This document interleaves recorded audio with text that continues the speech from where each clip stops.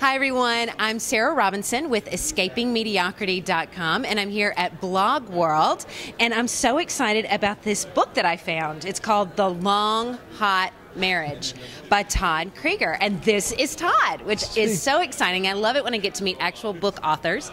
And what I really love about the ideas in this book, you know how we're all about escaping mediocrity at my community?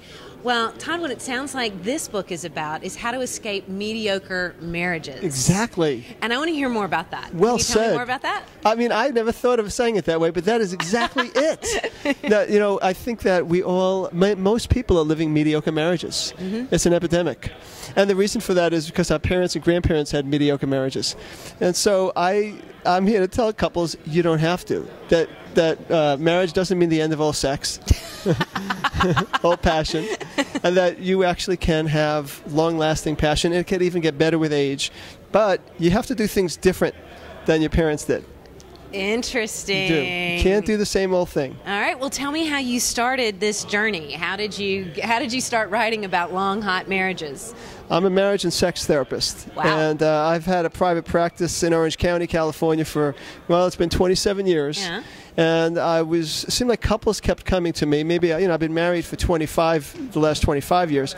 And I found that I was helping a lot of couples that were ready to throw in the towel. They hadn't touched in years at a time, and they found their way back to each other.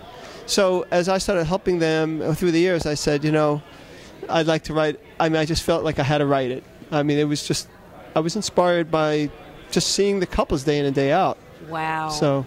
Very neat. Yes. That's a very inspiring story. Yeah.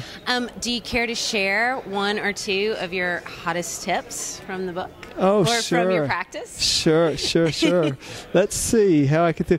I think one of the things that come to me is actually a couple that I worked with. They hadn't touched for 7 years. I am talking. And they were still married? They were still married. They hadn't even linked pinkies for 7 years. Now, what was interesting was that he was sober for 7 years. I thought, well, there's got to be a tie. It took me a while to figure out what had happened. To make a long story short, while I did a little hypnotherapy on her, and I asked her to imagine him kissing her, she ended up going, ugh, and made this ugly sound. And I said, what's that? She goes, I feel repulsed. I said, oh, let me get your husband, who was waiting in the waiting room.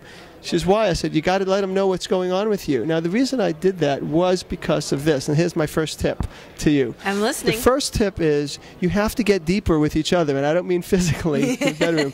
You need to get emotionally deeper with each other. So what I did is he came into the room, and I said, look, tell her what happened. And she said, yeah, I thought of you kissing me, and I relaxed my body, and I felt repulsed. Of course, he said, well, no kidding, you haven't touched me in 7 years.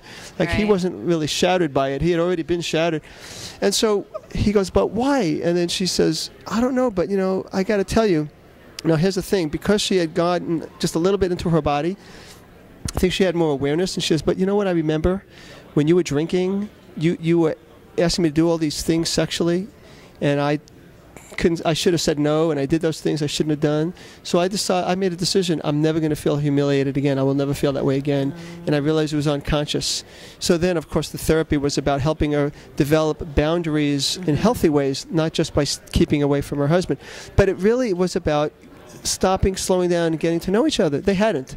They just were reacting to each other. Right. So one of the biggest tips is get to know your partner. It seems so silly and so simple. Yeah, when you live under the same roof and sleep right next to him, you'd think you'd know him, but that's not necessarily true. We don't hardly know ourselves. So right. Sometimes we need to slow down. You can't have a long, hot marriage if at the speed at which we're going to all the time. We really need to slow down for periods of time during the day, or at least during the week. Yeah.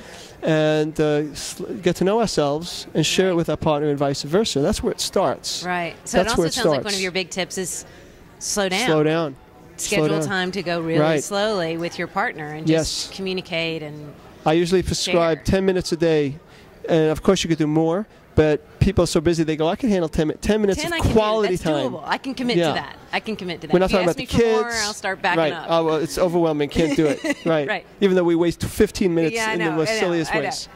I know. So, Awesome. Yeah. Awesome. Well, is there anything else about your book that you want people to know? well, I just think that, again, we have to risk. We have to risk in and out of the bedroom.